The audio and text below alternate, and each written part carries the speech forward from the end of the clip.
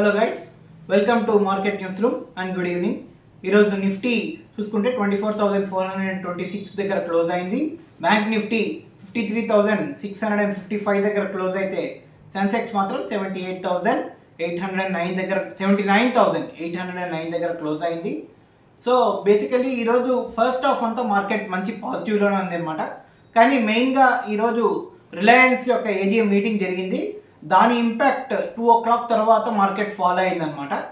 So 24,560 దగ్గర నుంచి 24,426 ఈరోజు లో వరకు మార్కెట్ వచ్చింది. సో ఈరోజు మనం మెయిన్గా ఫస్ట్ హెడ్లైన్స్ ఒక్కొక్కటి చూసుకుందాం. ఫస్ట్ రిలయన్స్ ఏజీఎం మీటింగ్ గురించి ఫస్ట్ హెడ్లైన్ అనమాట. నెక్స్ట్ మన జీడిపి డేటా వచ్చింది Q1 సంబంధించి, అది ఎస్టిమేట్ని బీట్ చేసి వచ్చిందనమాట. దాని గురించి చూద్దాము. దెన్ నెక్స్ట్ ఎస్సీఓ మీటింగ్ ఉంది, షాంఘై కోఆపరేషన్ మీటింగ్ ఉంది. మోడీ గారు, తర్వాత పుతిన్ అండ్ జింగ్పింగ్ అనమాట, చైనా వాళ్ళు ముగ్గురు కలుస్తున్నారు.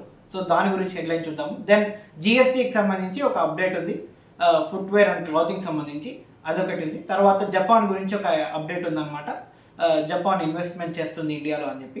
సో 1 by 1 మనం చూద్దాం. ఫస్ట్ రిలయన్స్ వరకు చూసుకుంటే ఈరోజు నిఫ్టీ డౌన్ సైడ్ వెళ్ళడానికి 70 points డౌన్ సైడ్ వెళ్తే అందులో మెయిన్గా 40 points వరకు రిలయన్సే కంట్రిబ్యూట్ చేసింది.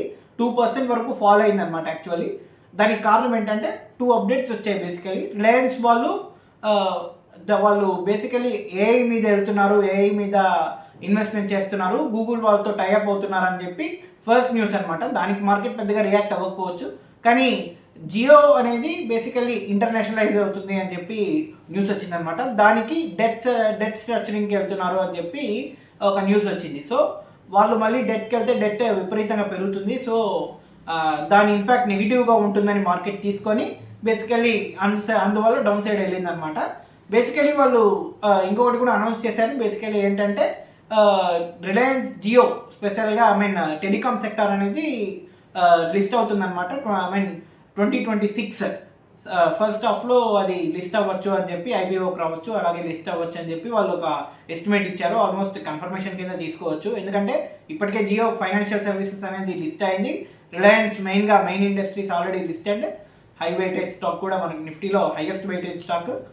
సో ఇప్పుడు లేటెస్ట్గా జియో కూడా రిలయన్స్ జియో టెలికామ్ కూడా యాడ్ అవుతుంది అనమాట దీంట్లో. సో అది మేబీ 400 to 500 రేంజ్లో, ప్రైస్ రేంజ్లో అది లిస్ట్ అవుతుంది అని చెప్పి ఒక అంచనా వేస్తున్నారు. సో చెప్పలేమన్నమాట. ఐపీఓ ఎనీ టైమ్స్ అయినా సబ్స్క్రైబ్ అవ్వచ్చు. ఎనీ టైమ్స్ సబ్స్క్రైబ్ అయింది తర్వాత ప్రీ లిస్టింగ్ గెయిన్స్ ఎలా ఉంటాయి అనేది కూడా చూడాలి. సో ఇది first topic. Then GDP topic దగ్గరికి వస్తే మన ఎస్టిమేట్స్ అన్ని బీట్ చేసిందనమాట. చాలా బాగా వచ్చింది. 7.8% గ్రోత్ వచ్చిందనమాట ఎకానమీలో. ఇది ఏప్రిల్, మే, జూన్ ఈ 3 monthsకి సంబంధించిన, ఈ క్వార్టర్కి సంబంధించిన డేటా అనమాట. బేసికలీ ఈ ఎఫెక్ట్ ఎక్కడి నుంచి వచ్చింది అంటే మనకు బడ్జెట్లో మనకు ఇచ్చారు కదా, బేసికలీ ఇన్కమ్ ట్యాక్స్ కట్స్ ఇచ్చారు. 12 lakh వరకు నో ఇన్కమ్ ట్యాక్స్ అనే కట్ ఇచ్చారు కదా, దాని ఇంపాక్ట్ స్పెండింగ్ బాగా పెరిగింది అని చెప్పి ఒక ఎస్టిమేట్ వచ్చిందనమాట బయటికి. సో దానివల్ల జీడిపి బాగా గ్రో అయింది. 7.8% అనమాట. ఎవరు ఏ ఫైనాన్షియల్ ప్లాట్ఫామ్ ఎక్స్పర్ట్ కూడా మనకు 7% దాటి ఇవ్వలేదు, బట్ అన్నిటినీ బీట్ చేసి 7.8% వెళ్ళింది అనమాట. సో ఇప్పుడు చూసుకుంటే బేసికల్లీ గిఫ్ట్ నిఫ్టీ కూడా పాజిటివ్ చూపిస్తుంది. సో అది మండే ఎఫెక్ట్ చూపించే ఛాన్స్ ఉంటుందన్నమాట. సో ట్రేడర్స్ అందరూ కేర్ఫుల్గా ఉండాలి. ఎందుకంటే ఇప్పుడు ప్రస్తుతానికి ఓవర్ సోల్డ్ జోన్లోకి వెళ్ళిందా నిఫ్టీ అనేది అంటున్నారు. ఒకవేళ ఇక్కడ నుంచి షార్ట్ కవరింగ్ కనుక వస్తే ఖచ్చితంగా ఇక్కడ నుంచి ఈ జీడిపి డేటా పాయింట్ కూడా పాజిటివ్గా తీసుకుంటే మార్కెట్ ఇక్కడ నుంచి అప్ సైడ్ ట్రిగర్ అయ్యే ఛాన్స్ ఉంటుంది. సో ఎవరైనా కనుక ఇంకా short positions, over night positions build చేసి ఉంటే మాత్రం కొంచెం కేర్ఫుల్గా ఉండాలి. ఎందుకంటే ఇక్కడ నుంచి అప్ సైడ్ వెళ్ళి ఒకవేళ అక్కడ కనుక మళ్ళీ సెల్లింగ్ ప్రెజర్ యాక్టివేట్ అయితే అక్కడి నుంచి మళ్ళీ డౌన్ సైడ్ వచ్చే ఛాన్స్ ఉంటుంది. బేసికలీ మనకు నెక్స్ట్ వచ్చే రెసిస్టెన్స్ అనమాట. బేసికలీ 24,500 ఫస్ట్ రెసిస్టెన్స్గా ఉండే ఛాన్స్ ఉంటుంది. దెన్ 24,800 మెయిన్ రెసిస్టెన్స్గా ఉంటుంది.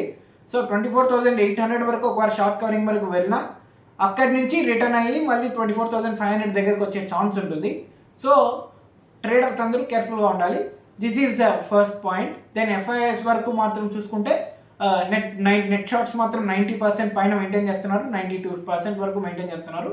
సో సెప్టెంబర్ మంత్లోకి ఎంటర్ అవుతున్నాం. సో సెప్టెంబర్ మంత్ బేసికల్లీ మంచి గెయిన్స్ ఉండే మంత్ అనమాట. బేసిక్గా ఎప్పుడు లాస్ట్ 5 years చూసుకుంటే మనకు మంచి గెయిన్స్ ఇచ్చింది. మినిమం టు మినిమం గెయిన్స్ అయితే ఖచ్చితంగా చూడొచ్చు. సో ఈసారి కూడా షార్ట్ కవరింగ్ ట్రిగర్ అయ్యి మంత్ ఎండ్ లోపు ఈ సిరీస్ ఎండ్ అయ్యేలోపు ఖచ్చితంగా అప్ సైడ్ వచ్చే ఛాన్స్ ఉంది అని ఒక ఎస్టిమేట్ ఉందన్నమాట మార్కెట్లో. చూడాలి, ఎందుకంటే విక్స్ కూడా కూల్ ఆఫ్ అయింది బాగా ఈరోజు. అంటే ఫియర్ ఫ్యాక్టర్ తగ్గిపోయిందని అర్థం చేసుకోవచ్చు. ఎందుకంటే ఒకవేళ మార్కెట్ కిందికి వెళ్ళినా సరే ఇంతకంటే ఫియర్ లేదు అంటే చెప్పుకోవాలంటే టారిఫ్ని డిస్కౌంట్ చేసేసింది మార్కెట్ అని ఒక అంచనా అనమాట. సో చూడాలి అది ఎలా ప్యాన్ అవుట్ అవుతుంది అనేది. దెన్ నెక్స్ట్ ఇంకొక ముఖ్యమైన విషయం ఏంటంటే జపాన్కి వెళ్ళారు మన ప్రైమ్ మినిస్టర్ మోడీ గారు. సో బేసికలీ జపాన్ $68 billion వరకు వాళ్ళు ఇన్వెస్ట్మెంట్ చేస్తారు అని చెప్పి, మన ఇండియాలో ఇన్వెస్ట్ చేస్తారు అని చెప్పి ఒక అంచనా వస్తుందన్నమాట. సో మంచి బూస్టప్ అనమాట అది ఫర్దర్గా. అండ్ జిఎస్టీ రేట్ వరకు వస్తే జిఎస్టీ రేట్ కట్ అనేది మనకు తెలిసిందే, September 3rd మీటింగ్ జరుగుతుంది. September 4th మనకు అన్ని న్యూస్ అంతా మనకు ఫైనాన్షియల్ ప్లాట్ఫామ్స్లో అప్డేట్ అవుతుంది. సో బేసికలీ ఇక్కడ ఒక స్పెక్యులేషన్ ఏమొస్తుంది అంటే ప్రైస్ క్యాప్ పెడతారు కొన్నింటికి, ఎస్పెషల్లీ ఫుట్వేర్కి తర్వాత క్లాతింగ్కి సంబంధించి వాళ్ళు ప్రైస్ క్యాప్ పెడతారు అని చెప్పి ఒక న్యూస్ బయటకు వచ్చింది. సో ఏంటంటే 2500 పైన అమౌంట్ పైన, అంటే ఫర్ ఎగ్జాంపుల్ మనం 2600 to 3000 రూపీస్కి మనం ఏదైనా షూస్ కానీ లేకపోతే ఫుట్వేర్ కానీ మనం పర్చేస్ చేస్తే దాని మీద 18% జిఎస్టీ వస్తుంది. అలా కాకుండా 2500 బిలో మనం పర్చేస్ చేస్తే దాని మీద మాత్రం 5% వరకు జిఎస్టీ వస్తుంది అని చెప్పి ఒక అంచనా ఉందన్నమాట. సో దీన్ని బేసికలీ ఒక నెగిటివ్ పాయింట్గా చూడొచ్చు. ఎందుకంటే ఫుట్వేర్ అయితే కనీసం 2500 బిలో ఎవరైనా పర్చేస్ చేయొచ్చు, కానీ క్లాతింగ్ వరకు వస్తే మనం క్లాత్స్ ఇప్పుడు బట్టలు ఏవి కొనుక్కున్న 2500 మినిమం బిల్ అవుతుంది కదా. సో 2500 దాటితే 80% జిఎస్టీ అంటే అది కొంచెం మార్కెట్ నెగిటివ్గా తీసుకునే ఛాన్స్ ఉంటుంది. టెక్స్టైల్ వాళ్ళకు కూడా కొంచెం, ఈ క్లాతింగ్ బిజినెస్ చేసే వాళ్ళందరికీ కొంచెం నెగిటివ్ అనమాట, రీటైల్ బిజినెస్లో ఉన్న వాళ్ళకి. So this is the main news topics అనమాట. అండ్ నెక్స్ట్ ఒక ఆయిల్కి సంబంధించి ఒక వీడియో అయితే రేపు వీకెండ్లో వస్తుందన్నమాట.